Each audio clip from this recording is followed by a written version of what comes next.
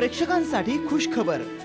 साम टीव्हीच्या सुप्रसिद्ध सुगरण कार्यक्रमातील खमंग, रुचकर आणि चमचमीत रेसिपी आता YouTube वर लवकरच.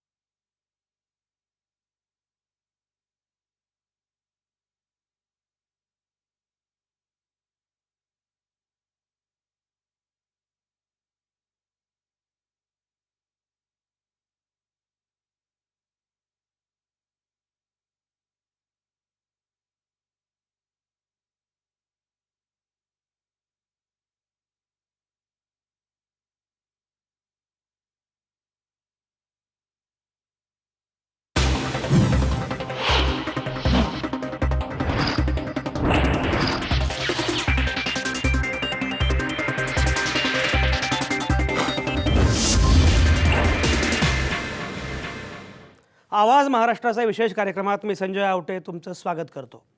आज पुन्हा नवी गाज, नवा आवाज. नेत्यांनी काहीतरी बोलायचं आणि मग त्याच्यावर पुन्हा चर्चा सुरू होणार असं अनेकदा घडत असतं. अलीकडच्या कालावधीमध्ये असं दिसतंय की बऱ्यापैकी जातीवाचक विधानं राजकीय नेते वापरतात आणि त्यातून एका जातीचा अवमान करण्याचा हेतू असतो, अनेकदा दुसऱ्या जातीचं संघटन करण्याचा हेतू असतो. असं अनेकदा घडतं आहे आणि आपण ते वारंवार बघतो आहोत.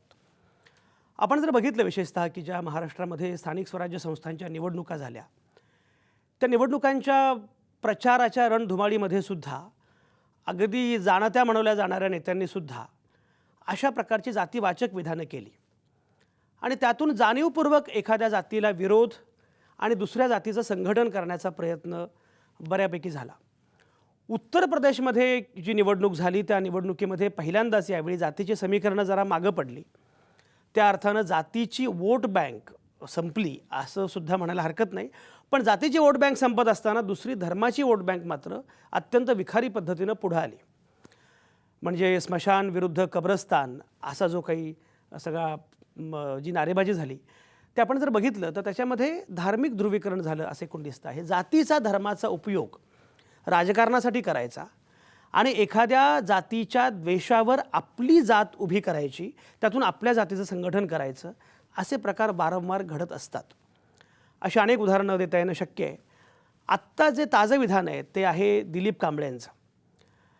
म्हणजे मंत्री असणारे दिलीप कांबळे ज्या प्रकारे लातूरमध्ये बोललेले आहेत, खरं म्हणजे एकूण सामाजिक न्याय विभागाच्या अनुषंगानं त्यांना काही बोलायचं होतं. जी आंदोलनं सुरू आहेत त्याबद्दल काही बोलायचं होतं. सामाजिक न्याय विभागामध्ये दलाली आता अजिबातच नाही वगैरे असं त्यांना बोलायचं होतं. ते त्यांना स्वच्छपणे स्पष्टपणे बोलता आलं असतं. दिलीप कांबळे हे तसे काही चर्चेतले फार नेते नव्हेत. पुण्यात ते असतात आणि पण फार चर्चेमध्ये कधी नसतात दिलीप कांबळे. यावेळी मात्र ते लातूरमध्ये जे बोललेत, म्हणजे त्यांची मूळ क्लिप जेव्हा मी बघितली तर मला फार धक्का बसला. कारण त्या मूळ क्लिपमध्ये त्यांनी चक्क अगदी काही शिव्या पण दिलेल्या आहेत. नंतर मी जेव्हा त्या शिव्या आणि हे सगळं बघत होतो मला धक्का बसला की खरंच दिलीप कांबळेंच्या तोंडी अशा प्रकारची भाषा कशी काय यावी. कारण त्यांची प्रतिमा काही फार या प्रकारचे नेते आहेत अशी नाही, पण त्यांनी शिव्या दिलेल्या आहेत. आणि ते शिव्या देत असताना सगळ्यात वाईट वाक्य त्यांनी जे वापरलेलं आहे ते म्हणजे, अरे तुम्ही मला माझ्या विरोधामध्ये आंदोलन करता काय, मी नाही घाबरत, एकेकाला मुस्काटात देईन वगैरे असं बोलले. आणि घाबरत नाही, घाबरायला मी काय ब्राह्मण आहे का, हे काय विधान आहे. घाबरायला मी काय ब्राह्मण आहे का, मी दलित आहे. म्हणजे ते ठीक आहे, तुम्ही कुठल्या जातीचे आहात हा काही मुद्दाच नाही आहे. मुळामध्ये कुठल्याही जातीचा अभिमान का बाळगायचा हे काही कळत नाही. पण कुठल्या तरी एका जातीला मी घाबरत नाही कारण मी ब्राह्मण नाही, या प्रकारे त्या जातीबद्दल अशी अवमानकारक भाषा वापरली जाणं. आणि अनेकदा काय होतं की आपण बघतो आहोत की ब्राह्मण जातीच्या अनुषंगानं अनेकदा अशा प्रकारची विधानं वेगवेगळ्या प्रकारची केली जातात. बरं, ही जी विधानं असतात ती विधानं अगदी सर्रास केली जातात, त्यामध्ये ब्राह्मणांचा अवमान होत असतो. पण ज्या पद्धतीनं इतर जातींबद्दल, म्हणजे दलित जाती असतील, मराठा जात असेल, त्या जातींबद्दल ज्या संवेदनशीलतेनं बोललं जातं, तसं ब्राह्मणांबद्दल बोलताना मात्र कोणाला काही वाटत नाही की आपण ब्राह्मणांविषयी जणू काही बोलू शकतो. म्हणजे एका अर्थानं ब्राह्मण जात ही जणू काही सॉफ्ट टार्गेट आहे, अशा प्रकारे लोक बोलत असतात. मला एक समजत नाही की अलीकडच्या कालावधीमध्ये अशा प्रकारचं जातीय ध्रुवीकरण, जातीय विष हे काय सगळं सुरू आहे. म्हणजे मराठा मोर्चे ज्या कालावधीमध्ये निघाले, त्यांची मागणी जी आहे मराठा आरक्षणाची, त्याच्यामध्ये काही शंकाच नाही आहे. पण त्या निमित्तानं पुन्हा जातीय ध्रुवीकरणाचा असा एक जो प्रयत्न झाला आणि मराठा एकवटत आहेत म्हटल्यानंतर बाकीच्या जातींना काहीतरी पुन्हा अरे हे आपल्या विरोधामध्ये आहे असं जे काही वाटलं, एकूण वातावरण जे तयार होत आहे, ते वातावरण तयार होणं जागतिकीकरणानंतरच्या या सगळ्या कालखंडामध्ये फारच आश्चर्यकारक आहे, फारच वाईट आहे. आणि अशा वेळी दिलीप कांबळेंचं जे विधान आहे, म्हणजे दिलीप कांबळे म्हणाले मी घाबरत नाही, घाबरायला मी काय ब्राह्मण आहे का, हे विधान येतं कसं. नंतर त्याने ते मागं घेतलं, माफी मागितली, हे सगळं बरोबर आहे. त्याने सांगितलं की हा विषय इथे संपवा. त्यामुळे दिलीप कांबळेंचं हे विधान, त्यांची माफी वगैरे सगळं बरोबर आहे. मला केवळ तेवढ्याच मुद्द्यावर चर्चा करायची नाही आहे. मला 3 मुद्दे प्रामुख्याने आज चर्चेमध्ये आणायचे आहेत. आणि त्यातला पहिला मुद्दा जो आहे तो मुळामध्ये जागतिकीकरणानंतरच्या सगळ्या या व्यवस्थेमध्ये आपण असं मानतो आहोत एकीकडे की जात आता हळूहळू संपत चाललेली आहे. आंतरजातीय विवाह मोठ्या प्रमाणामध्ये होत आहेत. हे सगळं होत असतानासुद्धा प्रत्यक्षात मात्र जातींचा वापर राजकीय नेते आणि राजकारणाच्या रणधुमाळीमध्ये जातींचा वापर केला जातो. तो कसा काय, म्हणजे याचं कारण काय, हा पहिला भाग आहे. दुसरं म्हणजे आपण जेव्हा जातींचा विचार करत असतो तेव्हा ज्याप्रमाणे दलित जाती असतील किंवा अन्य जाती असतील, या सगळ्या जात कुठलीही का असेल, सगळ्या कुठल्याही जातीबद्दल बोलताना तुम्ही अशा प्रकारे बोलता कामा नयेच. पण सर्रासपणे ब्राह्मणांविषयी अशा प्रकारची विधानं केली जातात तेव्हा गृहीत धरलं जातं की हे आपण बोलू शकतो. समजा तुम्ही जर एखाद्या जातीबद्दल वाईट बोलत असाल तर ती जात कुठली का असेना, हे हे हे जे आहे म्हणजे ब्राह्मणांना खरोखरच सॉफ्ट टार्गेट मानलं गेलेलं आहे का, हा पण एक मुद्दा आहे. त्याच्यामुळे या निमित्तानं ही चर्चासुद्धा करणं आवश्यक आहे की या सगळ्या सामाजिक व्यवस्थेमध्ये म्हणजे ब्राह्मणी व्यवस्थेला विरोध करणं ही एक वेगळी गोष्ट आहे, कारण तो जातीचा मुद्दा नाही आहे, तो व्यवस्थेचा मुद्दा आहे. त्यामुळे विषमतेच्या अनुषंगाने तुम्ही जेव्हा चर्चा करत असतात तेव्हा ब्राह्मण्यवादाला, ब्राह्मणी व्यवस्थेला वगैरे विरोध करणं इथपर्यंत ठीक आहे. पण ते करत असताना जेव्हा तुम्ही ब्राह्मण म्हणून सरसकट झोडपायला लागता, ब्राह्मणी व्यवस्था म्हणून मनुवादी व्यवस्थेला तुम्ही नाकारणं किंवा काय, हा अतिशय वेगळा मुद्दा आहे. पण ते करत असताना ब्राह्मण म्हणून त्या जातीला झोडपणं, ब्राह्मणांना झोडपणं, हे जे सुरू आहे त्याचं काय करायचं, हा दुसरा मुद्दा आहे. आणि तिसरा मुद्दा आहे की या प्रकारे जेव्हा एखादे आरोप केले जातात किंवा काही चर्चा होते किंवा विधानं केली जातात तेव्हा कुठलीही जात एवढी संवेदनशील पद्धतीनं लगेच पेटून का उठते, लगेच संघटित का होते, आपण अद्यापही जातीच्या पलीकडे जाऊ शकत नाही का, हे सगळे मुद्दे जे आहेत या सगळ्या मुद्द्यांच्या अनुषंगानं आपल्याला चर्चा करायची आहे. आणि ही चर्चा करताना थोडंसं सामाजिक राजकीय संदर्भामध्ये ही चर्चा व्हावी अशी माझी इच्छा आहे. मुद्दाम मी राजकीय पक्षांचे प्रवक्ते या चर्चेमध्ये बोलावलेले आहेत, अभ्यासक बोलावलेले आहेत. आणि माझी अशी अपेक्षा आहे की कुठल्याही जातीला अवमानित न करता कुठल्याही पक्षाबद्दल किंवा काय अशी चर्चा मला आजची फारशी अपेक्षित नाही आहे. एकूण जातीचं सामाजिक वास्तव या अंगानं जर ही चर्चा आपण पुढे नेऊ शकलो तर ते अधिक चांगलं होईल. आजचा हा विषय आहे दिलीप कांबळे बोलले मग मात्र घाबरले. मत असेल तर माझ्या समोर घोषणा द्यायची होत्या ना, मुस्काट रंगवला असतं सगळं. मी दलित आहे, मी काय ब्राह्मण आहे काय?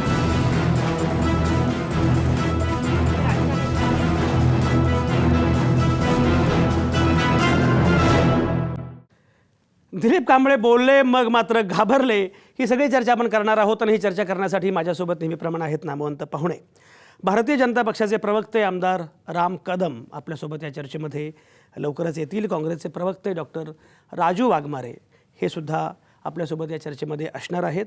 आनंद दवे हे अखिल भारतीय ब्राह्मण महासंघाचे अध्यक्ष आहेत, ते पुण्यातून आपल्यासोबत असणार आहेत. या मुद्द्याबद्दल आनंद दवे बरेच आक्रमक झाले होते. राष्ट्रवादी काँग्रेसचे प्रवक्ते विकास लवांडे हे सुद्धा आपल्यासोबत या चर्चेमध्ये असणार आहेत पुण्यातूनच. आणि औरंगाबादमधून मी सिद्धार्थ मोकळे यांना बोलवलेलं आहे. सिद्धार्थ मोकळे हे आंबेडकरवादी संघटनांचं काम करतात, कार्यकर्ते आहेत. पण त्यापेक्षाही सिद्धार्थला आज बोलवण्याची 2 मुख्य कारणं आहेत. पहिलं कारण असं आहे की एकूण समतेची लढाई पुढे नेणारा असा एक झुंजार कार्यकर्ता अशी सिद्धार्थची ओळख आहे. आणि त्याही पुढचा मुद्दा म्हणजे कम्युनिकेशन शिकवणारा, तो मूळचा पत्रकार आहे, अनेक महाविद्यालयांमध्ये कम्युनिकेशन शिकवतो. त्यामुळे हे जे पॉलिटिकल कम्युनिकेशन आहे, हे जे संज्ञापन आहे, संवाद आहे, त्याच्या अनुषंगानं पण सिद्धार्थानं जरा एकूण अकॅडमिक भूमिका पण मांडावी अशी माझी इच्छा आहे. हे सगळे नामवंत आपल्यासोबत असणार आहे. आणि सुरुवातीला मला जायचं आहे आनंदकडे. आनंद दवे एकूण जी भूमिका आत्ता मांडली गेली, अखिल भारतीय ब्राह्मण महासंघानं जी भूमिका मांडली आणि त्यांनी निषेध केला. नंतर दिलीप कांबळेंनी माफी मागितली, त्यांना माफ केलं सुद्धा.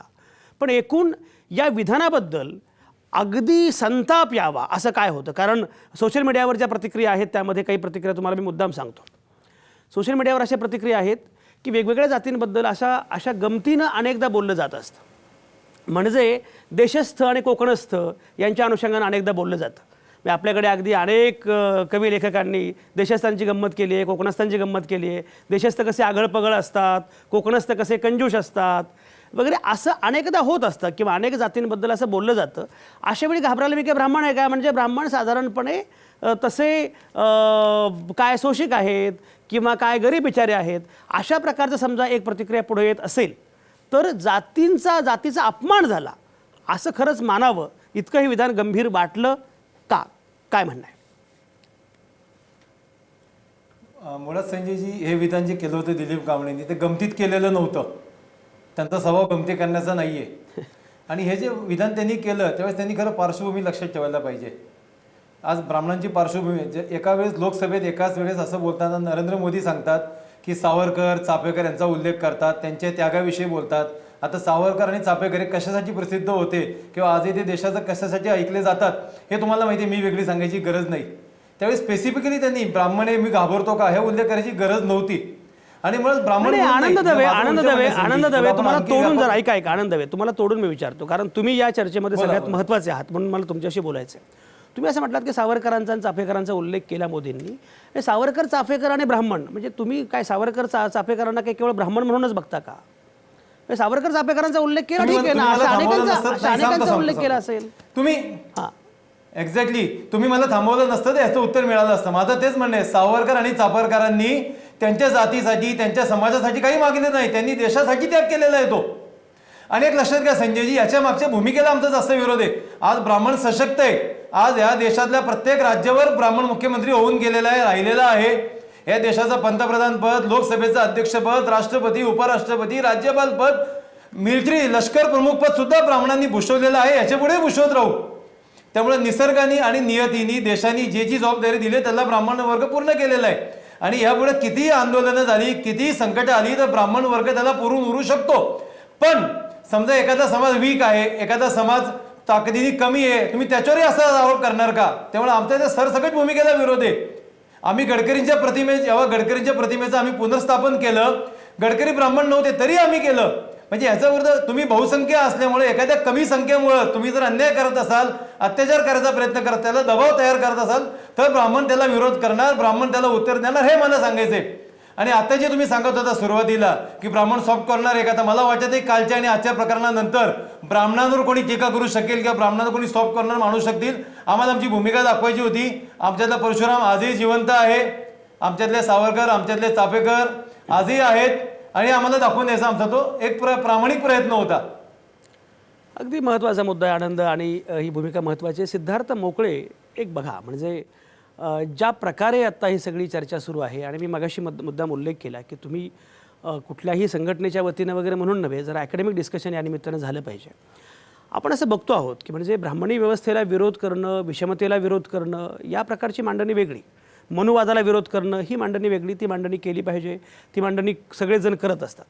पण हे होत असताना अनेकदा ब्राह्मणांना जातीवरून काहीतरी अवमानित करण्याचे सुद्धा प्रकार वारंवार घडतात. म्हणजे याच निवडणुकीमध्ये अगदी शरद पवारांनी ज्या प्रकारे फडणवीसांच्या आडनावाचा उल्लेख केला, तर ते जाणीवपूर्वक काहीतरी ब्राह्मण मुख्यमंत्री आहे किंवा या प्रकारे उल्लेख करणं म्हणजे मुळामध्ये असं आहे की कोणाची जात, कुठल्या जातीचे किती टक्के लोक आहेत याच्या पलीकडे, म्हणजे मोदींसारखा माणूस मुख्यमंत्री होतो, पंतप्रधान होतो, मोदींची जात काही बहुसंख्य नाही आहे, याचा अर्थ गणितं वेगळी, जातीच्या पलीकडची गणितं ती आणखी काय आहेत हा मुद्दा वेगळा आहे. तरीसुद्धा पुन्हा ती जातीकीच गणितं सगळी मांडायची, हे जे सुरू आहे म्हणजे भांडारकरवरचा हल्ला जो आहे त्याच्यामध्ये सुद्धा त्याला जातीय रंग होता प्रत्येक वेळी. म्हणजे माझा मुद्दा असा आहे की इतिहास समजा काही चुकीचा असेल, विपर्यस्त असेल तर तो इतिहास मांडावा ना, आणि तो इतिहास मांडायला कोणाची हरकत नसते की ऐतिहासिक दस्तावेज हे आहेत, दादोजी कोंडदेवांचं काही ग्लोरिफिकेशन झालं असेल तर ते कसं चुकीचं आहे आणि मूळ इतिहास काय आहे हे सगळं ठीक आहे. पण पुतळे हटवा, भांडारकरसारखी संस्था उद्ध्वस्त करा, हे करा, आणि हळूच टोमणे अशा प्रकारचे मारायचे की ब्राह्मण अवमानित होतील, थट्टेचा विषय होईल, 3%, 3.5% असं काहीतरी म्हणा, तुम्ही किती छोटे आहात, कमी आहात, एकीकडे याच लोकांनी सर्वसमावेशकतेची भाषा 15% करायची. संख्या आहे ब्राह्मणांची. नाही नाही नाही, मी ऐका आनंद मी माझा मुद्दा हाच आहे की मुळात 3.5% जरी असले, प्रश्न किती टक्के आहेत हा नाहीच ना, 0.5% असतील, तुमची संख्या किती आहे याच्यावर काही अवलंबून नसतंच ना. असं असताना सिद्धार्थ मोकळे हे जे सुरू आहे हे याच्याकडे तुम्ही कसं बघताय, काय म्हणणं आहे? आता आपल्या बोलण्यामध्ये सर राजकारणाचा एकूण उल्लेख आलेला आहे. राजकीय विधानं किंवा पक्षाच्या संदर्भात तुम्हाला या चर्चेत अपेक्षित नाहीये, तुम्ही सुरुवातीला क्लिअर केलं. मात्र राजकारण वगळून आपल्याला पुढे जाता येईल असं शक्य नाहीये. मुळात आपल्याकडे व्यवहारातून जात वजा झालेली नाहीये, हे वास्तव आधी आपण मान्य केलं पाहिजे. याची 2 प्रमुख लक्षणं आपल्याला दाखवता येतील. एक आहे राजकारण, उमेदवार देताना त्या मतदारसंघात असलेल्या त्याच्या ज्या जातीची संख्या जास्त असेल त्याच जातीचा उमेदवार दिला जातो, हे वास्तव आपण स्वीकारलं पाहिजे. दुसऱ्या बाजूला व्यवहारातलं मूलभूत उदाहरण द्यायचं झालं तर लग्न, बेटी व्यवहार करताना आपण जातीतल्या जातीतच विवाह होतात आणि आंतरजातीय विवाह जर केले तर भर चौकात कोल्हापुरात ज्या पद्धतीनं एका जोडप्याचा खून करण्यात आला, अशा अनेक घटना आपल्याकडे ऑनर किलिंगच्या घडतात. त्यामुळं आधी आपण सगळ्यात आधी हे मान्य करूया की इथे पॅनलवर असलेल्यांसह तुमच्या माझ्यासह आपल्यातली जात अजून पूर्णपणे संपलेली नाहीये आणि कुठेतरी जातीय भावना आपल्यामध्ये जिवंत आहेत. याच जातीय भावना जिवंत ठेवून आपल्यातली शिक्षण व्यवस्था राबवली जाते, आपल्यातली शासकीय व्यवस्था राबवली जाते. शैक्षणिक व्यवस्थेमध्ये आज शिकवत असताना मी लक्षात घेतो की तिथे शिकवणाऱ्या प्राध्यापकापासून प्राचार्यापासून काम करणाऱ्या चपराशापर्यंत ते शिक्षण घ्यायला आलेल्या विद्यार्थ्यापर्यंत प्रत्येक जण आपापल्या जातीची अस्मिता जोपासत असतोच. कुठेतरी जर खालच्या जातीतला असेल तर त्याला एक न्यूनगंड असतो जातीचा, आणि तो जर का वरच्या जातीतला असेल तर त्याला एक अहंगंड असतो जातीच्या संदर्भानं. आणि या 2 भावनांच्या मध्ये एकूण व्यवहार या मुलांमध्ये सुरू असतो. आज वेगवेगळ्या पद्धतीनं जातीच्या भावना टोकदार केल्या जात आहेत. ज्या मराठा मोर्चांचा किंवा मराठा संघटनांचा उल्लेख तुम्ही थोड्या वेळापूर्वी केला, गेल्या 6 महिन्यामध्ये आपल्याकडे लाखोंचे मोठे मोठे मोर्चे झालेले आहेत. मराठा क्रांती मोर्चाच्या नावाखाली झालेल्या मोर्चांचं ब्रीद होतं एक मराठा लाख मराठा, आणि त्याला प्रत्युत्तर म्हणून जे दलितांनी मोर्चे काढले किंवा बौद्धांनी बहुजनांनी मोर्चे काढले तर त्याचा सोशल मीडियावरती जो प्रचार झाला त्याचं एक चुकीचं एक ब्रीद होतं एक महार लाखोंची हार. मात्र निवडणुकांनी दाखवून दिलं की एक मराठा 2 मराठे सुद्धा झाले नाही मतदान करताना, आणि एका महाराने लाखोंची हार जाऊ द्या मात्र स्वतःच्या पक्षाची हार करून घेतलेली एकही निळ्या झेंड्याचा त्यांना नगरसेवक साधा निवडून आणता आलेला नाहीये. हे जातीचं वास्तव आधी आपण लक्षात घेतलं पाहिजे. एका बाजूला हिंदू म्हणून संघटित करायचं आणि दुसऱ्या बाजूला जातीय भावनांच्या आधारे विभाजित ठेवायचं आणि या पद्धतीने यांच्यावर सत्ता राबवत राहायची. ज्या शरद पवारांचा आज तुम्ही उल्लेख केलेला आहे जाणत्या राजाचा की त्यांनी फडणवीसांची जात काढली, सर तुम्हाला आठवत असेल ऊसाच्या संदर्भातला प्रश्न जेव्हा पेटलेला होता आणि राजू शेट्टी तेव्हा भाजप बरोबर गेलेले नव्हते, तर राजू शेट्टींची सुद्धा त्यांनी जात काढली होती की ऊस पिकवणारा शेतकरी कुठल्या जातीचा आहे आणि कारखानदार कुठल्या जातीचे, ते एका जातीचे ते बघून घेतील, राजू शेट्टींना कशाला मध्ये पडावं. तर या जातीचा उपयोग सातत्याने आपल्या व्यवहारात, आपल्या घरात, आपल्या राजकारणात सातत्याने सगळीकडे होतो. वाईट हे आहे की आपण ते मान्य न करता पुढे जाण्याचा प्रयत्न करतो आणि तिथे आपली फसगत होते. त्यामुळे आज मराठा संघटना असतील त्या बहुजनवादाच्या नावाखाली समाजकारण करतायत, मात्र कुठेतरी पुन्हा एक आम्ही शूरवीर मराठे आहोत आणि आमचा एक इतिहास दैदिप्यमान आहे, आम्ही लढणारी जमात आहोत, या पद्धतीनं एक स्वतःची भलामण करून घेणं किंवा इगो बूस्ट करणं त्यांच्याकडनं होत असतं. दुसऱ्या बाजूला दलितांमधील जे काही भीमा कोरेगावचं युद्ध झालेलं होतं आणि 500 महार बटालियनच्या सैनिकांनी पेशवाईचा तिथे हस्त केला, तर त्याची उदाहरणं देऊन कुठेतरी स्वतःला आपण ग्रेट आहोत ही भावना जोपासण्याचा प्रयत्न होतो. मात्र त्या वेळच्या मराठा सैनिकांमधील मावळ्यांमधील गुण आज एकही मराठ्यात तुम्हाला दिसणार नाही किंवा त्या महार बटालियन मधल्या पराक्रमी त्या लढवय्यांमधले गुण तुम्हाला आज एकही दलित कार्यकर्त्यामध्ये कुठे दिसणार नाही. हे आपण मान्य केलं पाहिजे की आपलं स्वतःचं कर्तृत्व काही नाहीये आणि काळाच्या कसोटीवरती आपल्याकडे ज्या सामाजिक सुधारणांच्या चळवळी इथे झाला त्यावर हे सिद्ध झालं की जात हे काही अभिमान बाळगण्याचं किंवा लाज वाटू द्यायचं कारण नाहीये. जर करायचंच असेल तर या जातीचा आपण त्याग केला पाहिजे आणि माणूस म्हणून आपण या ठिकाणी उभं राहिलं पाहिजे आणि समतेनं पुढे गेलं पाहिजे. मात्र दुर्दैवानं समतेचा लढा लढणारे सुद्धा आज जातीय अस्मिता टोकदार करतायत आणि त्या समतेच्या लढ्याला विरोध करणारे सुद्धा त्या जातीय अस्मिता टोकदार होऊन हा समाज विभाजित कसा राहील या पद्धतीनं प्रयत्न करतायत. दुर्दैवानं आपल्या अकॅडमिक्स मध्ये सुद्धा तेच होतं. ते जर झालं नसतं तर कदाचित रोहित वेमुळा आज आपल्यामध्ये हयात असता किंवा जेएनयू मध्ये काल जो क्रिश नावाचा विद्यार्थी ज्याने आत्महत्या केली तोही आज आपल्यामध्ये हयात असता आणि हे जातीचं घाणेरडं राजकारण शिक्षण व्यवस्थेपर्यंत गेलं नसतं. या पद्धतीने अगदी सिद्धार्थ तुमचे सगळे मुद्दे पोहोचले. सिद्धार्थ मोकळे, आणि हे मी मुद्दाम तुम्हाला सांगतो की तुम्ही या चर्चेमध्ये अनेकदा आलेले आहात, पण आज तुम्ही जे मुद्दे ठेवलेत ते खरोखरच फारच महत्त्वाचे आणि फार गंभीर असे मुद्दे आहेत.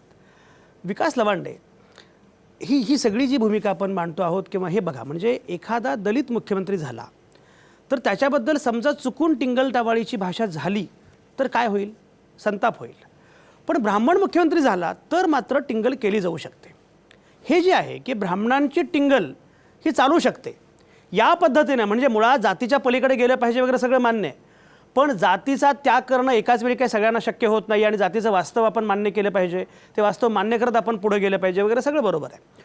पण हे वास्तव मान्य करत असताना एखाद्या जातीला कायम आरोपीच्या पिंजऱ्यात उभं करायचं, बहुसंख्याकांनी आपल्या संख्येच्या आणि बळाच्या आधारावर त्या जातीबद्दल अशा प्रकारची काहीही वाक्य विधानं वापरायची, हे सगळं जे काही आहे, म्हणजे मी नेहमी असं म्हणत असतो की केवळ विषमतेचा पुरस्कार करणारी एक ब्राह्मणी व्यवस्था होती म्हणून तुम्ही आज ब्राह्मणांना त्याचे दोषी मानणार असाल तर या न्यायानं स्त्री पुरुष विषमता ज्याप्रमाणे होती त्याची जबाबदारी म्हणून तुम्ही पुरुषांना काय असंच बोलणार का?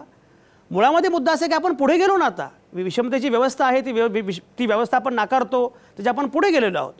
अशा वेळीसुद्धा ब्राह्मणांबद्दल या प्रकारची विधानं केली जाणं, त्यांना कायम आरोपीच्या पिंजऱ्यात उभं करणं, आणि मगाशी सिद्धार्थ म्हटलं ते वाक्य फार महत्त्वाचं आहे की जातीयांताच्या लढाईच्या निमित्तानं जी मंडळी पुढे येतात त्यांनी नवीन जातीयवाद तयार केलेला आहे, तो जास्त भयानक आहे.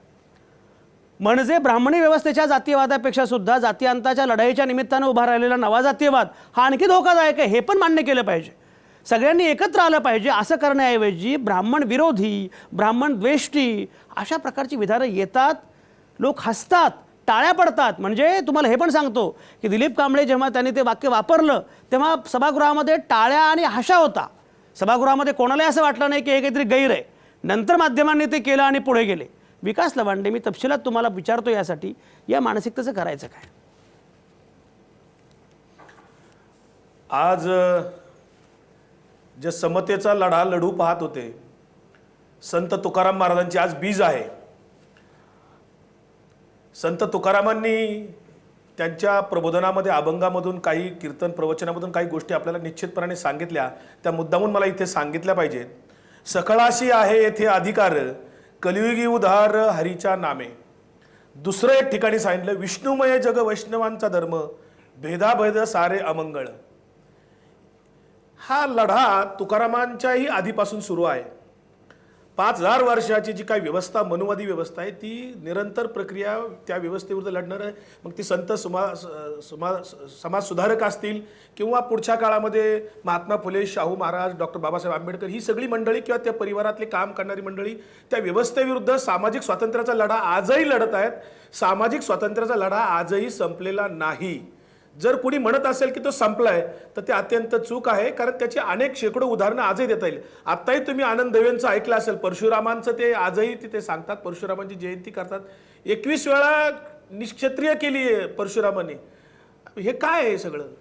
म्हणजे अजून ते भीती दाखवण्याचे प्रकार सुरू आहेत. फक्त प्रकार बदलले असतील, कार्यपद्धती बदलली असेल, व्यवस्था वेगळ्या पद्धतीची निर्माण करण्याचं काम इथे चाललेलं आहे.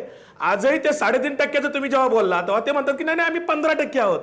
म्हणजे हे सगळं जे आहे, तुम्ही जो प्रश्न उपस्थित केलाय किंवा आता आपले सिद्धार्थ मोकळे जे बोलले ते मला पटतंय सगळं, परंतु व्यवहारामध्ये हे कुठं संपलेलं नाहीये. दिलीप कांबळेंनी जे वक्तव्य केलंय ते अनावधानाने केलेलं नाही. मला असं वाटतं ते ज्या पक्षात काम करतायत ते RSSचे अगदी संघाचे लहानपणापासूनचे कार्यकर्ते आहेत. ते दलित चळवळीतले किंवा फुले शाहू आंबेडकरांच्या विचारसरणीत घडलेले नाहीत. त्यामुळं त्यांच्याकडनं ती अपेक्षा जर भारतीय जनता पार्टीने ठेवली असेल की आम्हाला तसा काहीतरी फायदा त्यांच्याकडनं राजकीय सामाजिक व्हावा, आणि तो जर आज होत नसेल, कदाचित दिलीप कांबळे त्यांना आता उपयोगाचे भविष्यकाळात वाटत नसतील, म्हणून दिलीप कांबळेंची जर काही घुसमट होत असेल, कुठेतरी त्यांना काही गैर अनुभव आता निवडणुकामध्ये आला असेल, कुठेतरी दुय्यम वागणूक दिली गेली असेल, आणि त्या सगळ्या याच्यातून निराशेपोटी कदाचित ते फार जबाबदारीने बोललेले आहेत. ते अजिबात ते बोलले. शिवाय त्यांनी ठोकाठोकीची भाषा केली. जर माझ्या विरुद्ध कोणी मोर्चा आणला तर मी तुमचं थोबाड फोडील, ही जी भाषा मंत्री एक बोलतो, त्यांचं खातं कोणतं आहे? सामाजिक न्याय खातं आहे. सामाजिक न्याय द्यायच्या ऐवजी सामाजिक न्याय मंत्री असं बोलतो, तेव्हा हे निश्चितपणाने ठरून बोललेलं आहे. कारण एका बाजूला विधिमंडळामध्ये कर्जमाफीवर मोठ्या प्रमाणावर आक्रोश निर्माण झालेला आहे समाजामध्ये, त्याच्यावर चर्चा अपेक्षित आहे लोकांना, आणि म्हणून सातत्याने वेगवेगळ्या प्रकारे इथे लक्ष मूळ प्रश्नापासून डायव्हर्ट करण्याचा सातत्याने भाजप आणि त्यांच्या परिवारातनं सातत्याने झालेला आहे. मराठा क्रांती मोर्चाचं बघा तुम्ही, लाखोने मोर्चे निघाले, त्यांच्या 7-8 मागण्या होत्या, एक तरी मागणी मान्य झाली का? सिद्धार्थ मोकळ्यांनी सांगितलं की ती मतात त्याचं रूपांतर झालं नाही. खरं आहे, ते वस्तुस्थिती आहे. एक मराठा लाख मराठा त्यांची घोषणा होती, पण निवडणुकीत ते कुठे दिसले नाहीत. त्यांनी उलट क्रॉस जे मोर्चे निघाले, बहुजनांचे किंवा ओबीसीचे जे निघाले, हे प्रतिमोर्चे, हे कुणी काढले, कुणी चिथावण्या दिल्या होत्या? मुळात जाती व्यवस्था टिकून ठेवली पाहिजे. हे RSSचे भागवत असतील, मागोवैद्य असतील, हे अनेकदा बोललेले आहेत. आरक्षण रद्द करायचे त्यांना आत्ता का सातत्याने आग्रह धरतायत? ते त्यांचं आता टार्गेट आहे 20 ते 25 आपल्याला हिंदू राष्ट्र निर्माण करायचे, आणि म्हणून जाती व्यवस्था टिकली पाहिजे. हा त्यांचा जो छुपा अजेंडा आहे तो आता छुपा राहिलेला नाही, ओपन आहे अगदी. आणि आपण जर म्हणतो असतो की जागतिकीकरणामध्ये जाती व्यवस्था संपली आहे वगैरे, तर अजिबात संपलेली नाही. हे जाती व्यवस्थेची आता शेकडो उदाहरणं आज दिसत आहेत आपल्याला. आणि म्हणून शरद पवारांचा इथं जर कोणी उल्लेख करत असेल की ते जाती व्यवस्थेच्या, मुळात पवार साहेब हे पुरोगामी विचाराचे आहेत, समतावादी आहेत. हे महाराष्ट्रात शेकडो उदाहरणं त्यांच्याबद्दल देता येतील.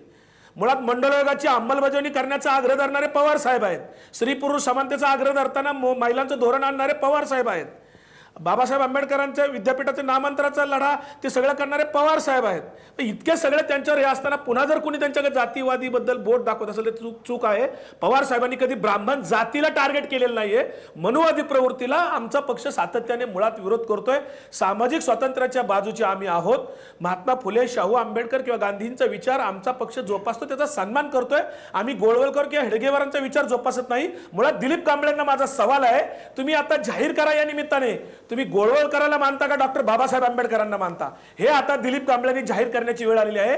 तोच प्रश्न रामदास आठवलेंना सुद्धा माझा आहे. तुम्ही गोळवलकर हेडगेवारांना मानता की महात्मा फुले आंबेडकरांना मानता? हे रामदास आठवले, दिलीप कांबळे सारख्या मंत्र्यांनी जाहीर करण्याची वेळ आहे, आणि माध्यमांनी सुद्धा त्यांना तसा आग्रह धरावा अशी माझी नम्र विनंती या निमित्ताने आहे. लवांडे साहेब, यांच्याकडनं मागणी काही जाहीर करण्याची आवश्यकता नाही, कारण याच कार्यक्रमामध्ये भाजपचे खासदार जे आहेत पुण्यातले साबळे, त्यांनी या ठिकाणी बाबासाहेबांपेक्षा संघाचे संस्थापक ग्रेट आहेत असं विधान याच कार्यक्रमात केलेलं आहे. त्यामुळे भाजपमध्ये असलेले जे काही दलित आहेत, तर ते हिंदुत्वाचा प्रचार प्रसार करणारे दलित आहे, त्यांच्याकडनं आंबेडकरवादाची किंवा पुरोगामी भूमिकेची अपेक्षा कोणीच ठेवू नये असं माझं स्पष्ट मत आहे. आनंद नवीनकडे मला जायचं आहे, पण काँग्रेसचे प्रवक्ते डॉक्टर राजू वाघमारे आता आपल्यासोबत आलेले आहेत. राजू वाघमारे, एकूण या चर्चेकडे कसं बघता, काय म्हणणं आहे?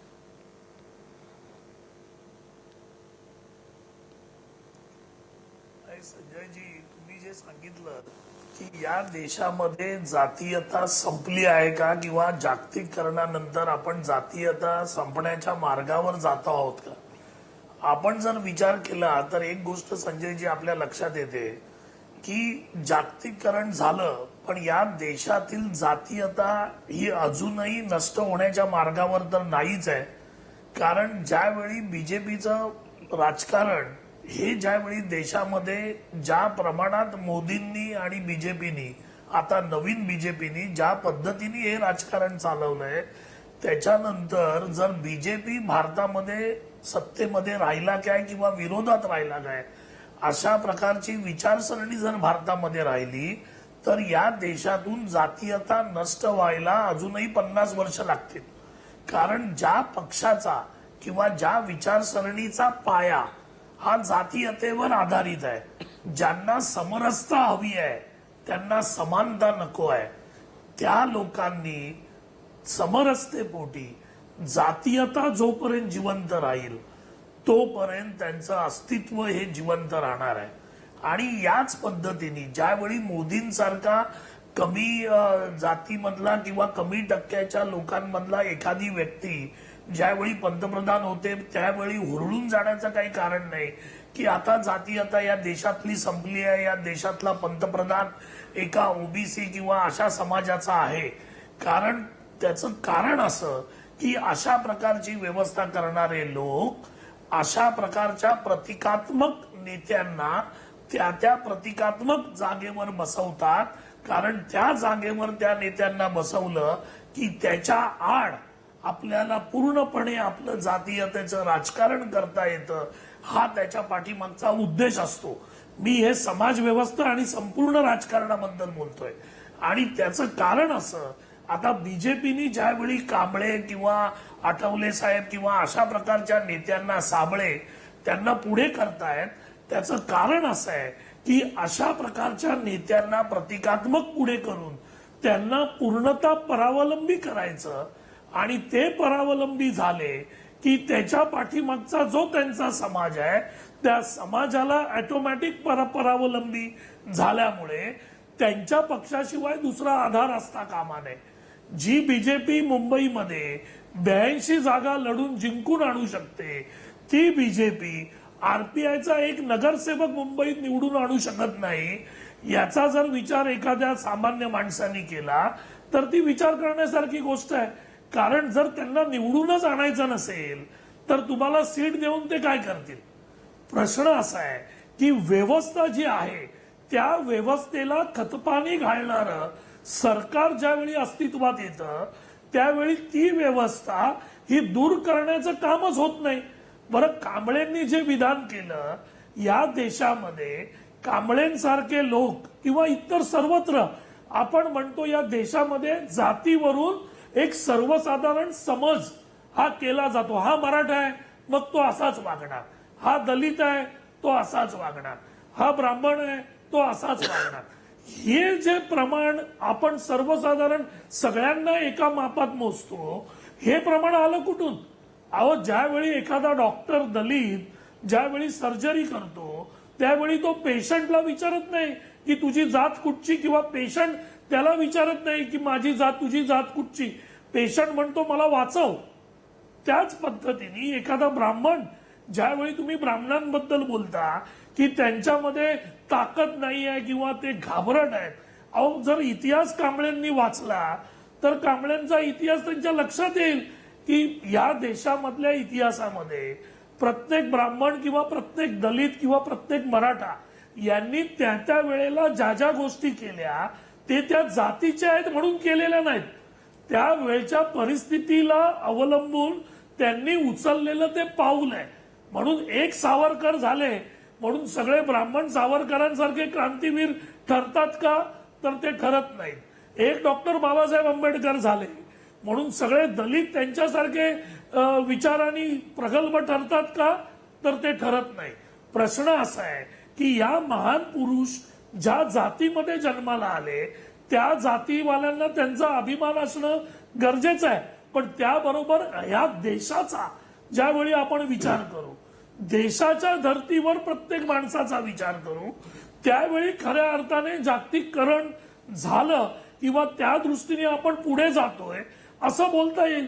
आता तुम्ही प्रत्येक युपीचं राजकारण घ्या किंवा महाराष्ट्रातलं राजकारण घ्या, राजकारण आलं की तिथे जातीय समीकरण करण्याचं प्रमाण आजपर्यंत चालू आहे आणि ते सगळ्या पक्षात चालू आहे. म्हणजे कुठचाही पक्ष त्या जातीय समीकरणातून सुटलेला नाही. येस, डॉक्टर राजू वाघमारे तुमचे मुद्दे पोहोचले. मला आता ब्रेक घ्यायचा आहे, मला ब्रेक घ्यायचा आहे. राजू वाघमारे, बरोबर, राजू वाघमारे तुमचे मुद्दे पोहोचलेत. राजू वाघमारे तुमचे मुद्दे पोहोचले, मला आता ब्रेक घ्यायचा आहे. या गोष्टी बरोबर आपण बांधले जाणार आहोत. खरं म्हणजे भाजपचे प्रवक्ते यांना अपेक्षित आहेत, ते येतील ब्रेक नंतर अशी अपेक्षा. राम कदमांना मी म्हटलंय की तुम्ही या, त्यामुळे ते येतील.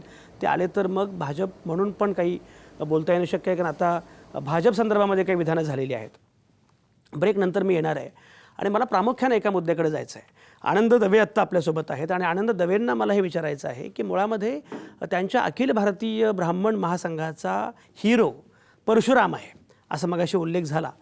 तो परशुराम तुमचा हिरो नक्की का आहे आणि परशुराम हिरो असण्याची त्यांची कारणं काय आहेत आणि परशुराम हिरो असण्याला इतरांचे आक्षेप काय आहेत हे मला त्यांना विचारायचं. एक दुसरं म्हणजे आपण सर्वसमावेशकतेचे सगळे पुरस्कार करणारे आहोत, आपण सगळ्या जातींना प्रतिष्ठा सन्मान याची भाषा करतो आहोत, पण ही व्यापकतेची भाषा करताना अखिल भारतीय ब्राह्मण महासंघ मनुस्मृतीला मनूला नाकारतो का हे पण त्यांनी स्पष्ट केलं पाहिजे. कारण जी अपेक्षा आपण करतो आहोत संविधानिक अपेक्षा, तीच संविधानिक अपेक्षा ब्राह्मण महासंघाकडून पण आपल्याला करायला पाहिजे. या सगळ्या मुद्द्यांबद्दल मला बोलायचं, तुम्ही कुठंच जाऊ नका. आत्ता या क्षणी मी घेतोय एक छोटासा ब्रेक. मग असेल तर माझ्या समोर घोषणा द्यायची होत्या ना, मुस्काट रंगवला असतं सगळं. मी दलित आहे, मी काय ब्राह्मण आहे काय?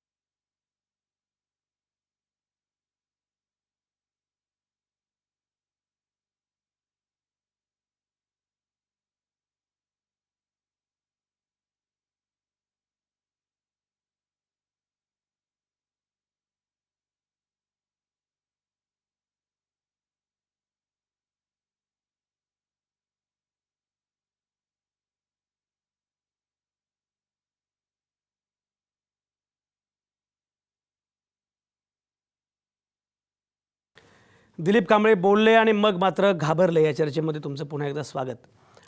आपण ब्रेकवर जाण्यापूर्वी चर्चा करत होतो की नक्की काय घडलं आहे. म्हणजे एकतर दिलीप कांबळेंसारख्या मंत्र्यानं या प्रकारचं विधान करणं, तेही सामाजिक न्याय मंत्र्यांनी. हे सामाजिक न्याय याचा अर्थच असा आहे की जातींच्या पलीकडे एक सौहार्द्र हे तुमचं काम आहे खरं म्हणजे. अशावेळी सामाजिक न्याय मंत्र्यांनी या प्रकारचं विधान करणं की मी घाबरायला काही ब्राह्मण आहे का, मी दलित आहे, याच्यामध्ये ब्राह्मणांचा निश्चितपणे अवमान होतो आणि हे अतिशय गैर आहे अशीच मांडणी सगळेजण करत होते. ब्रेकवर जाण्यापूर्वी मी असं म्हणालो होतो की मला 2 मुद्दे मात्र विचारायचे आहेत ब्राह्मण महासंघाला. आणि आनंद दवेंना मला जे विचारायचं आहे त्याचं विचारायचं आहे. 2 मुद्दे आहेत. पहिला मुद्दा असा की मुळामध्ये तुम्ही परशुराम हा तुमचा हिरो आहे, अशा प्रकारची ब्राह्मण महासंघाची नेहमीची भूमिका आहे. तर परशुराम हा आयकॉन का आहे, हा पहिला मुद्दा आहे. आणि ज्या मनुवादाला विरोध आहे आमचा असं म्हणत अनेकदा ब्राह्मणांवर व्यक्तिशः पण टार्गेट केलं जातं की जे गैर आहे.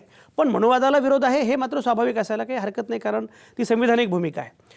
मनुस्मृतीबद्दलची तुमची भूमिका काय, या 2 मुद्द्यांबद्दल आनंद दवे जरा उत्तर द्या तपशिलात. मुळात संजयजी नेहमीच आहे ना, परशुराम आणि मनुस्मृती याशिवाय जे काय बोललं जातं ते अज्ञानातून बोललं जातं. मला वाटत नाही की कुणी मनुस्मृती इथं वाचलेली आहे. मनुस्मृतीमध्ये जवळजवळ 17-18 अध्यायांमध्ये बाकीच्या गोष्टी अधिक लिहिलेल्या त्यांनी. राज्यकारभार कसा चालवावा, देश कसा चालवा, उत्पन्न कसं असावं, त्यातले काही उल्लेख. मुळात मनु हा ब्राह्मण नव्हता, मनु क्षत्रिय होता. त्यावेळेस त्याचा काही अभ्यास करून त्याला असं वाटलं की ही लोक चांगला कारभार करू शकतात आणि ते तुलने योग्य अनुभव असं समजा की योगाने ब्राह्मण असतील त्याविषयी त्या ब्राह्मणांना थोडंसं हिरो केलं गेलं. दुसरं, परशुरामांच्या नावाने ब्राह्मण ओळखला जातो आज अख्ख्या संपूर्ण भारतामध्ये. त्या परशुरामाचे आदर्श असण्यापेक्षा आम्ही त्या मानतो आम्ही त्यांना, पहिलं. दुसरं, मनुस्मृतीविषयी आम्ही असं म्हणतो की कोणत्याही ब्राह्मण व्यासपीठावर किंवा अगदी ब्राह्मण महासंघाच्याकडे सुद्धा मनुस्मृतीचं समर्थन केलं असं कधी झालेलं नाही आहे. मनुस्मृती काल जाळत असाल तर उद्या जाळा, आज जाळा, आम्ही पुढे येऊन ती जाळू, आमची तयारी आहे. प्रश्न असा आहे की बाबासाहेब आंबेडकरांनी जेव्हा मनुस्मृती जाळली तेव्हा त्यांना मदत करणारे आणि सगळ्यात पहिले त्या काडी लावणारे ब्राह्मण होते. हे विसरलं जातं आणि सोयीस्कररित्या त्यांचा दुरुपयोग घेतला जातोय. दुसरं तुम्ही लक्षात घ्या संजय, जे तुम्ही आता म्हणते ब्राह्मणांवर का टार्गेट केलं जातं.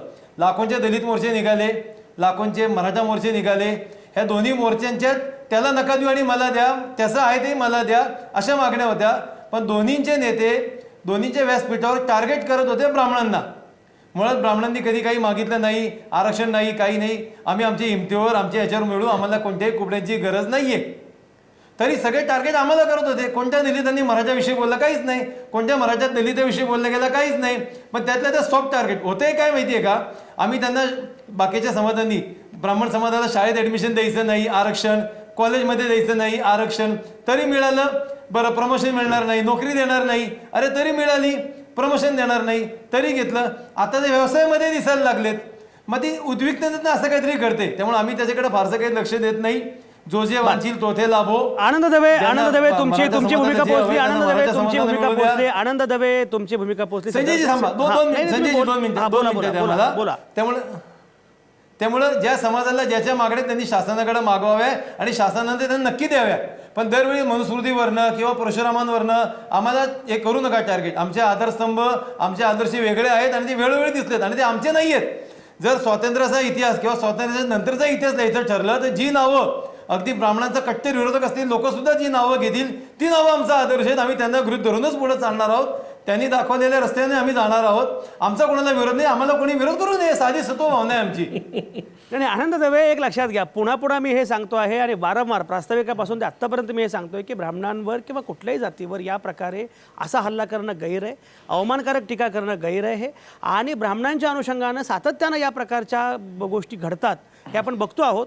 मनुवादाला विरोध करायचा असेल किंवा पण या पद्धतीनं ब्राह्मणांवर या प्रकारे हल्ले होणं हे अत्यंत गैर आहे आणि ते त्याचा निषेधच केला पाहिजे, हा मुद्दाच नाही आहे. सिद्धार्थ मोकळेंना काहीतरी बोलायचं आहे. पण आनंद दवे, एक मला सांगा की तुम्ही परशुरामाला आयकॉन मानता, परशुरामाला हिरो मानता, तुम्हाला परशुरामाची जन्मकथा, तुम्ही असं म्हणता की ब्राह्मण म्हणजे परशुराम आणि ब्राह्मणांचा तो आयकॉन आहे. तुम्हाला परशुरामाची जन्मकथा बाकी ते सगळं जे काय आहे ते माहिती आहे का आनंद दवे? काय पूर्ण माहिती आहे मला. त्यानंतरची काही ज्या कथा, आता सगळ्या 5000 वर्ष आधीच्या कथा, जेवढं तुम्हाला अभ्यास आहे तेवढाच मला अभ्यास आहे. जेवढा तुमच्याकडे पुरावा आहे तेवढाच पुरावा माझ्याकडे असणार आहे. आईची हत्या केली वडिलांच्या सांगण्यावरून, मग नंतर आईची सेवा केली नाही का? वडिलांचं किती मानलंय, ह्या गोष्टींना संजय आता अर्थ राहत नाही काही. तुमच्याकडे काही पुरावा नाही, आमच्याकडे काही पुरावा नाही, कल्पोकल्पी नाही सगळं नाही, नाही, चाललंय. असं नाही. ऐका आनंद दबे, तुम्ही पण जो आजही- ऐका ऐका ऐका नक्की नाही, नाही, मी आहे. असं नक्की म्हणतोय, त्याला मी पुरावा असं काही मिळत नाही. एक लक्षात घ्या. आनंद दबे परशुरामाविषयी- ऐका माझं, नाही, नाही, संजय. आनंद दबे मी काय म्हणतोय ऐका जरा, मध्ये मध्ये बोलू नका. मी काय म्हणतोय, मी म्हणतोय असं की मुळात त्या सगळ्या जन्मकथेवरून परशुरामाला ब्राह्मणच म्हणता येईल का, इथपर्यंत अनेक गोष्टी आहेत, पण त्या आपण सोडून देऊ. आपला मुद्दा असा आहे की तुम्ही आत्ता जे सगळे तपशील सांगितले हे तपशील समजा खोटे असतील, परशुरामाला आयकॉन मानताना तुमच्याकडचे तपशील कुठले आहेत ते जरा मला कळू द्या. कारण आयकॉन मानताना बाबा हा मुद्दा आहे म्हणून आम्हाला हा हिरो वाटतो, हे आहे म्हणून आमचा हा हिरो आहे. शेवटी असं आहे की कोणालाही आपण आयकॉन मानतो, हिरो मानतो, तेव्हा त्याच्याकडून काहीतरी स्वीकारतो, त्याचं काहीतरी अनुनय करतो, अनुकरण करतो. परशुरामाच्या कुठल्या गोष्टींमुळे तुम्ही परशुरामाला आयकॉन मानता हे तर सांगायलाच पाहिजे. यात अडचण काय? सांगतो परत एकदा त्या विषयावर होतो. परशुराम हे आमचे आराध्य दैवत आहे. आम्ही त्यांना म्हणजे आयकॉन म्हणून त्यांनी सांगितलेल्या रस्त्यावर आम्ही जातो अशातला काही प्रकार नाहीये. पहिलं. दुसरं, त्यांची मातृभक्ती, त्यांची पितृभक्ती, त्यांच्या समाजाविषयी असलेली जागरूकता, जिथे त्यांनी प्रयत्न केला तो सगळं आम्ही मानवलंच लागेल ना. आणि परत एकदा ते सांगतो, परशुरामाची एखादी गोष्ट घेऊन कल्पोकल्पित त्याविषयी त्यांना टार्गेट करायचं, संपूर्ण ब्राह्मण समाजाला तसं करायचं असं काही नाही. आज एक अनेक दलित आहेत. मला आता सांगा, आता काही दलित किंवा मराठा समाजात जर बायकोचं त्यांनी हत्या केली किंवा आई वडिलांवर वार केले तर तो काय मराठा समाजाचा आयकॉन असतो का? त्याच्या मागची वेगळ्या काही कथा आहेत, त्या स्टोरी आहेत. मी परत सांगतो की 5,000 वर्ष आधीचा इतिहास तुम्हाला नीट माहिती, आम्हाला नीट माहिती. त्याविषयी टार्गेट करणे चुकीचं आहे. तुमच्या लक्षात येत नाहीये. समजा बौद्धांना बाबासाहेब हे आयकॉन वाटतात, बुद्ध आयकॉन वाटतो. आता बुद्ध आयकॉन का वाटतो याचे पुरावे आहेत, असे सगळं तुम्हाला सांगता येणं शक्य आहे. बाबासाहेब काय वाटतात सांगता येणं शक्य आहे. ब्राह्मण महासंघाला हे बाकी सगळे सोडून परशुराम एकदम आयकॉन कसा काय वाटतोय हे याच्याबद्दल जरा मला कुतूहल होतं म्हणून विचारलं. सिद्धार्थ मोकळेंना काहीतरी बोलायचं. सिद्धार्थ मोकळे बोला. आताच परशुरामाबद्दल विषय निघाला आणि सुरुवातीलाच आनंद दवेने बोलतानाही त्यांचा उल्लेख केला होता की आमच्यातही परशुराम जिवंत आहे हे आम्ही दाखवून देऊ वगैरे किंवा काय, आणि कोणाची आता हिंमत होणार नाही पुन्हा ब्राह्मणांवर टीका करण्याची या प्रकरणानंतर. तर सुरुवातीला जी मी मांडणी केली होती की प्रत्येकात जात जिवंत आहे आणि आपल्या पूर्वज, आपल्या जातीतला जो कोणी एखादा ग्रेट असेल तर त्याच्या कर्तृत्वावरती आपण आपली मिजाज मिरवतोय की काय, अशातला हा प्रकार आहे. तर दिलीप कांबळेंचं वक्तव्य जितकं चुकीचं आहे, नाही, आम्ही वर्तमानावर पण मिरवतो. आम्ही आता वर्तमानाचा इतिहास केला, सांगितलं तुम्हाला. आमचा वर्तमानही तेवढंच जाज्वल्य आहे, भविष्यकाली तेवढंच जाज्वल्य राहणार आहे. सिद्धार्थजी एक लक्षात घ्या. जातीय अस्मिता घेऊन आज आनंद दवे इथं बसलेले. दुसरा मुद्दा आता बोलताना त्यांनी जे सांगितलं की आम्ही पुढची 500 वर्ष जातीयता नष्ट होणार नाहीये. या देशातल्या कोणत्याही राजकीय पक्षाला जातीयता नष्ट करायची नाहीये. याच्या पुढची गोष्ट लक्षात घ्या. संजयजी मी सांगतो, ऐका संजयजी, मी शाळेत मला मी अडवलं नाही. संजय थांबा, आम्ही शाळेत असताना आम्ही सिद्धार्थ मोकळे आनंद बोलू द्या. दवे ऐकून घ्या थोडंसं. आनंद दवे थोडंसं सिद्धार्थ ऐकून मोकळे घ्या. बोलू द्या. हा बोला. तर मुद्दा असा आहे की यांनी जे सांगितलं की आम्ही आरक्षण घेतलं नाही, आम्ही कुठल्या जातीचं मागितलं नाही, आम्हाला कुबड्या नाहीत आणि आरक्षणाच्या कुबड्या नको. ब्राह्मणांनी आरक्षण मागितल्याचं मुख्यमंत्र्यांकडे बातम्या छापून आलेल्या आहेत. कदाचित महासंघाचं काम करत असून त्याला कसं माहिती आम्ही मागितलं नाही, कधीच नाही. आता मुद्दा असा आहे की एकीकडे ब्राह्मणांवरती व्यक्तिगतरित्या टीका केली जाते, हे चूक आहे आपण मानतो.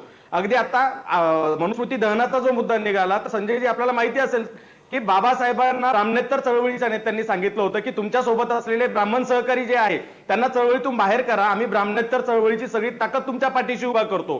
त्यावेळेला बाबासाहेबांनी नकार दिला आणि सांगितलं की जातीवरून जसं खालच्या जातीच्या लोकांबद्दल डिस्क्रिमिनेशन होऊ नये यासाठी मी फाईट करतो. त्याच पद्धतीनं तो सवर्ण असला किंवा उच्चवर्णीय जरी असला तरी त्याला जातीवरून मी बाजूला टाकणार नाही. जर एका विचाराने एकत्र येऊन काम करत असेल तर माझे सहकारी माझ्या सोबत राहतील. आणि बाबासाहेबांनी ब्राह्मणेतर चळवळीचा पाठिंबा नाकारला आणि 4 ब्राह्मण सहकारी जे काही होते त्यांना सोबत ठेवलं. हे जरी वास्तव असलं तरी दुसऱ्या बाजूला माझे मित्र राजू वाघमारेंनी जे थोड्या वेळापूर्वी सांगितलं की या देशामध्ये पुन्हा जातीय व्यवस्था टिकवून तिचा बेनिफिट घेण्याचा प्रकार हा होतोच आहे. आज राष्ट्रीय स्वयंसेवक संघाच्या माध्यमातून कुठले पुरोगामी आणि प्रगतीचे विचार प्रसवले जात आहेत आणि कुठल्या पद्धतीचा देशाचा विकास करणारे किंवा समाजाचा अपग्रेडेशन करणारे विचार दिले जात आहेत. तर पुन्हा एकदा आणून तुम्हाला धर्माचा सचाट फिट करून तुम्हाला कुठल्याही प्रकारचे प्रश्न न पडू देता तुम्ही त्या धार्मिक उतरंडीत बसावं, तुम्ही जातीच्या उतरंडीत बसावं. याच पद्धतीच्या बौद्धिक किंवा या पद्धतीची जी यंत्रणा राबवली जाते तर त्या यंत्रणेवर टीका झाली पाहिजे. व्यक्तिगतरित्या कोणी ब्राह्मण नाही म्हणून त्याच्यावर टीका होणं चूक असलं तरी मात्र ब्राह्मण्य टिकवण्यासाठी किंवा ही ब्राह्मणी व्यवस्था ही जातीची उतरंडीची व्यवस्था टिकवण्यासाठी काही या ठिकाणी चालू आहे. मला वाटतं त्यावरती सर्वांनीच बोललं पाहिजे. आज डॉक्टर नरेंद्र दाभोळकरांबद्दल सगळेजण बोलतात त्यांचा खून झाल्यानंतर, मात्र आपल्याला आठवत असेल की ते जेव्हा साधनाचे संपादक झाले त्यावेळेला ते ब्राह्मण असल्यामुळे साधनाचे संपादक झाले, या टीकेला त्यांनाही तोंड द्यावं लागलं होतं. त्यामुळं सगळेच ब्राह्मण आधी काही ब्राह्मणी व्यवस्था टिकवण्यासाठीच काम करतात आणि मनुस्मृती या ठिकाणी अंमलात यावी यासाठी काम करतात, असा काही समज इथल्या पुरोगामी चळवळीचा किंवा आंबेडकरी चळवळीचा नाहीये. आंबेडकरी चळवळीत आजही अनेक ब्राह्मण सहकारी आमच्या सोबत खांद्याला खांदा लावून काम करतात.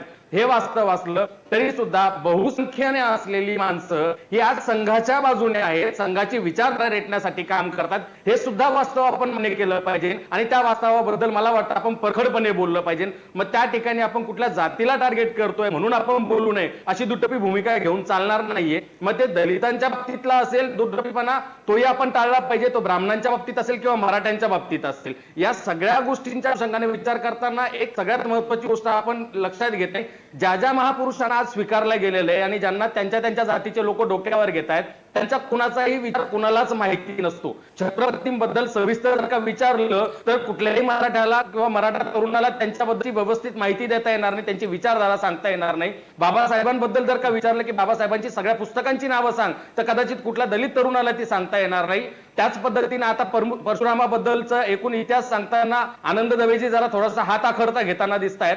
मला असं वाटतं की आपापल्या जातीचे आहेत म्हणून नाही, आम्हाला विषयांतर करायचं नाहीये.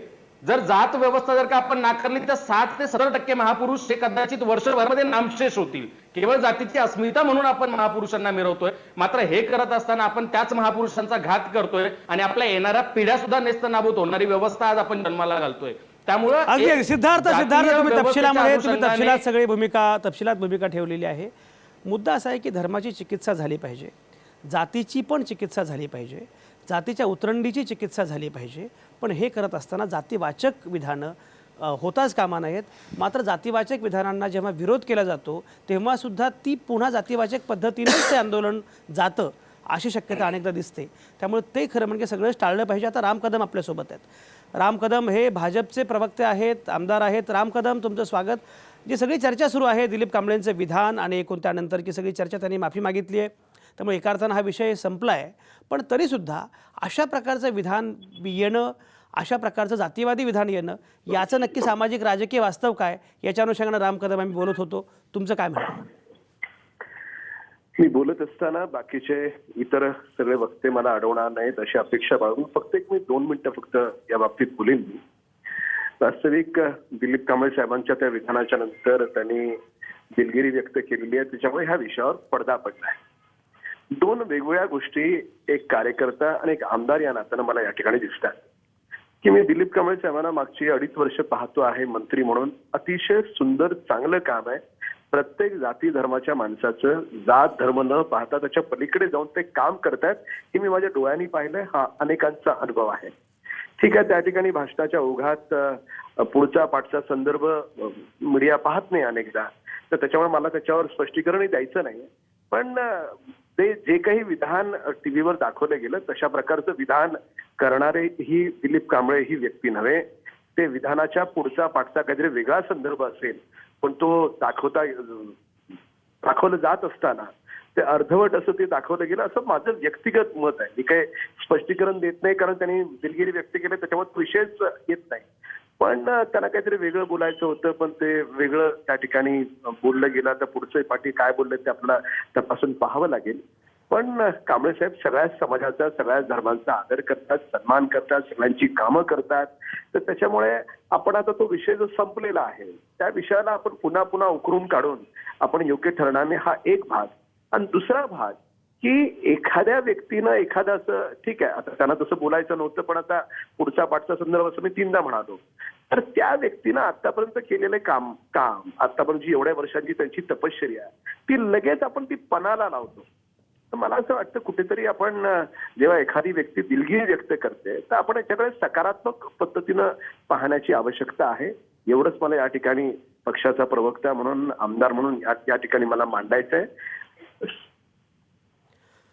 राम कदमांची भूमिका आपण ऐकलेली आहे. त्यांचं म्हणणं असं आहे की एखाद्या वेळी अशा गोष्टी घडतात, पण त्यांनी दिलगिरी व्यक्त केली आहे, माफी मागितली आहे. त्यामुळे एखाद्या विधानावरून एखाद्या माणसाचं लगेच सगळं मूल्यमापन करू नये. आणि हा मुद्दा मान्य होण्यासारखा आहे की एखादं विधान आलं म्हणून काही पूर्णपणे लगेच त्या व्यक्तीचं मूल्यमापन करता येईल असं नाही. पण या निमित्तानं आपण जी सामाजिक राजकीय चर्चा करत होतो ती जास्त महत्त्वाची आहे. राजू वाघमारेंना मला वाटतं काहीतरी बोलायचं आहे. राजू वाघमारे.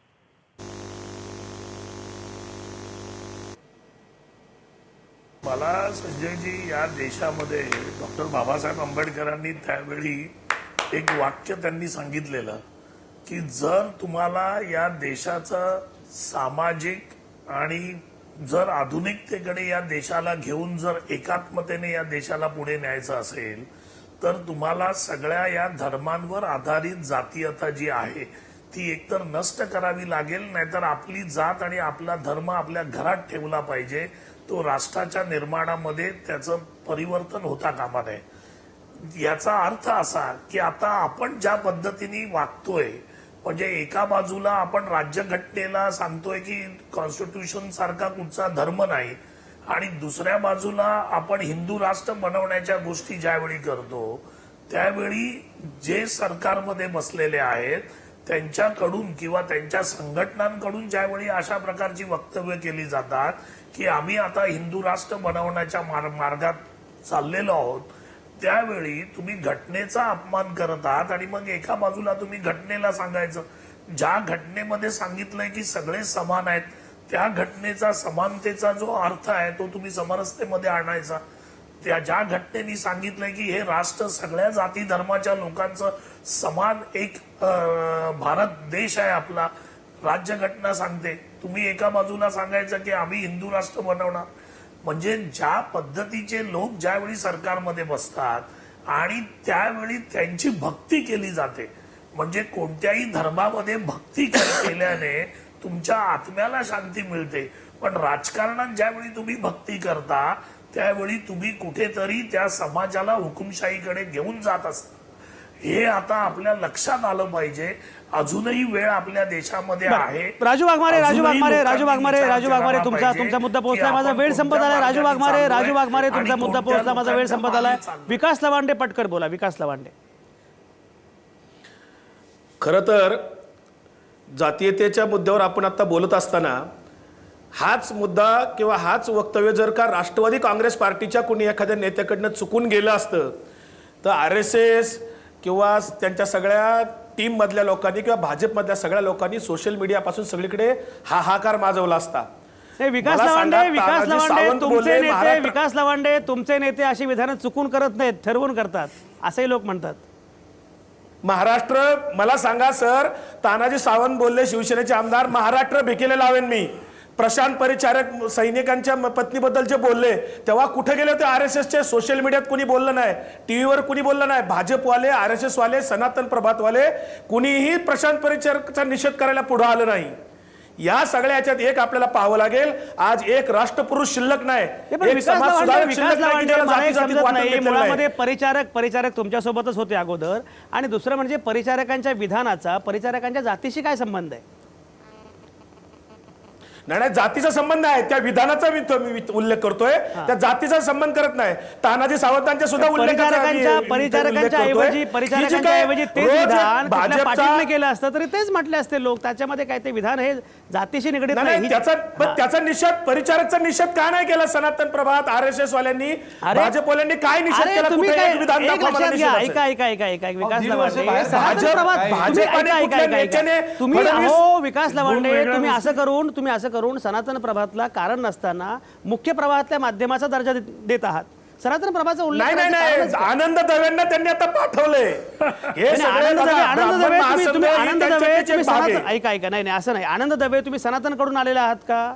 ब्राह्मण महासंघ वेगळा, सनातन प्रभात वेगळं, असं नाही. संस्था वेगवेगळ्या प्रत्येकाला रोल दिलेला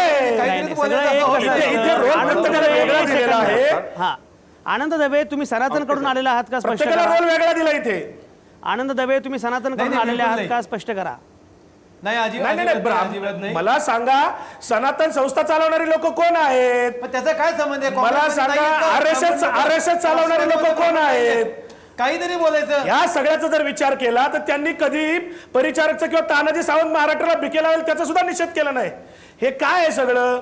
त्यामुळे मला एक सांगायचं, दुसरं जातीयतेच्या बाबतीमध्ये अभ्यास करून घेत जाऊ. जातीयतेच्या बाबतीमध्ये बोलायचं नाही, हे सगळं ठरवून आहे. जातीयतेच्या बाबतीमध्ये एक महापुरुष शिल्लक नाही, महात्मा गांधी वगळता. सगळ्यात जास्त जातीयवाद सगळ्यांचे कोण करतं? नमस्कार सुद्धा सगळ्यात ठरवून जास्त आरोप आहेत आहेत. जातीयवादाचे. रंग वाटून घेतले गेले. दुर्दैव आपल्याकडे जातीयांताचा लढा यावेळेस मागं पुणे महानगरपालिकेची पडतो आणि निवडणूक जातीयांताचा लढा काही प्रमाणाला तिकीट दिलेलं नाहीये. जातीयांताचा लढा आपल्याला हे पण लक्षात येणार आहे इथे का? महत्वाचा आहे. आणि जातीयांताच्या लढ्याला ह्या जातीच्या संघटना ज्या निर्माण झाल्या आहेत त्या सगळ्या अडसर ठरतायत. आपल्याला जातीच्या संघटनांचे नमस्कार वेगळे आहेत, रंग वाटून घेतलेत, महापुरुषांना विकास वाटून लावंडे घेतलेत. विकास लावंडे एकमेव मुद्दा महात्मा पोहोचलाय. गांधी विकास फक्त लावंडे शिल्लक मुद्दा आहे. पोहोचलाय. माझा वेळ आता संपत चाललाय. राजू वाघमारे बोला पटकन. राजू वाघमारे. एक मिनिट संजयजी. काय आहे की आत्ताचं युपीचं इलेक्शन बघा, आपण जातीय अंताकडे चाललोय. ज्या युपी मध्ये 19% मुस्लिमांची शीला संख्या दीक्षितांना आहे, मुख्यमंत्री तुम्ही तिकडे declare केलं. सर्वाधिक बहुमत मिळालेल्या पक्षाचा एकही उमेदवार मुस्लिम नाही आहे.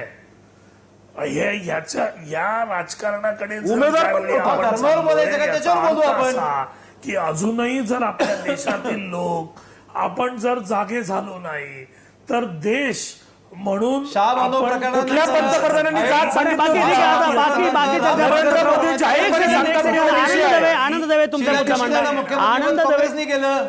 आनंद दवे तुमचा मुद्दा मांडा पटकन. नाही वाघमारांना जे पाहिजे तेच बोलतात. मला सांगा, शहाबानो प्रकरणानंतर कुठेतरी डॅमेज कंट्रोल हवं म्हणून राम मंदिराचे दरवाजे राजीव गांधींनी उघडले. आता शीला दीक्षितांना मुख्यमंत्री पदाचं उमेदवार काँग्रेसने केलं.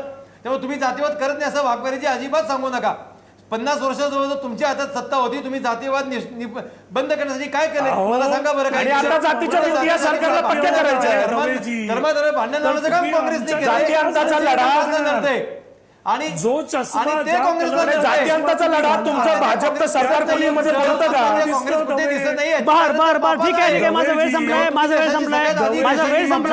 संपलाय. सिद्धार्थ मोकळे. जातीयांताच्या माझा वेळ लढ्यासाठी संपलाय. RSS माझा वेळ संपलाय. सिद्धार्थ मोकळे 30 सेकंदांमध्ये समारोपाचं बोला. जातीयांताच्या लढ्यासाठी भाजप RSSचा कार्यक्रम मुद्दा कोणता? आपल्याकडे राजकारणामध्ये कशा पद्धतीने आनंद आहे त्याबद्दल मी दाखवून देऊ इच्छितो आपल्या सर्वांना की या ठिकाणी ज्या आताच भाजपचे प्रवक्ते राम कदम म्हणाले की आपण याचा आगापिछा काय मागचं पुरतं ते बघितलं पाहिजे, अतिशय महत्वाचं आहे.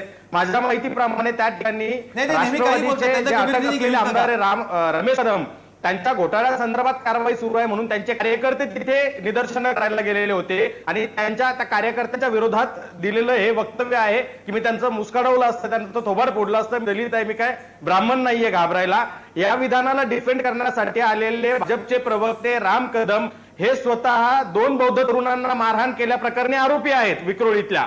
दुसऱ्या बाजूला जो घोटाळा झालेला होता त्या संदर्भात रमेश कदम आज त्यांच्यावरती खटला सुरू आहे. ते विकास लावंडे आणि राजू वाघमारे यांचं संयुक्त यांच्या पक्षाचं सरकार असताना झालेला 450 कोटीचा तो घोटाळा आहे. म्हणजे एकूण सामाजिक न्याय विभाग किंवा ही महामंडळ चालवणारी माणसं विकासासाठीची आहे तो मुद्दा बरोबर. सिद्धार्थ मोकळे सगळे मुद्दे पोहोचले. सगळे मुद्दे पोहोचले. माझा वेळ संपलाय. सगळे मुद्दे महत्वाचे आहेत. पण जाती अंताची लढाई किती कठीण आहे, पण शेवटी मुक्काम तोच असणार आहे. मभा चव्हाण नावाचा आमचा कवी म्हणतो, ती कविता फार महत्त्वाची आहे. ज्ञानदेवांना कसे हे ज्ञात नाही, कोणताही वेद रेडा गात नाही. जानवे घालू नका रे विठ्ठलाला, त्याला स्वतःची जात नाही. विठ्ठलाला ही जानवं घालणारी अशी आपली व्यवस्था आहे. या सगळ्यातून आपल्याला बाहेर पडावं लागणार आहे. त्या दिशेनं जाण्याचा प्रयत्न आपण करूया. सगळ्या नामवंतांचे सगळ्यांचे अतिशय मनापासून आभार. आज थांबतो इथंच. पुन्हा भेटू उद्या रात्री 8 वाजता. तुमच्या आतल्या आवाजासह पाहत आणि ऐकत रहा आवाज महाराष्ट्राचा.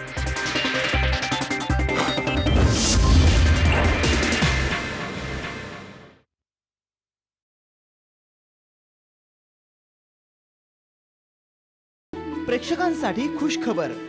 साम टीव्हीच्या सुप्रसिद्ध सुगरण कार्यक्रमातील खमंग, रुचकर आणि चमचमीत रेसिपी आता YouTube वर. लवकरच.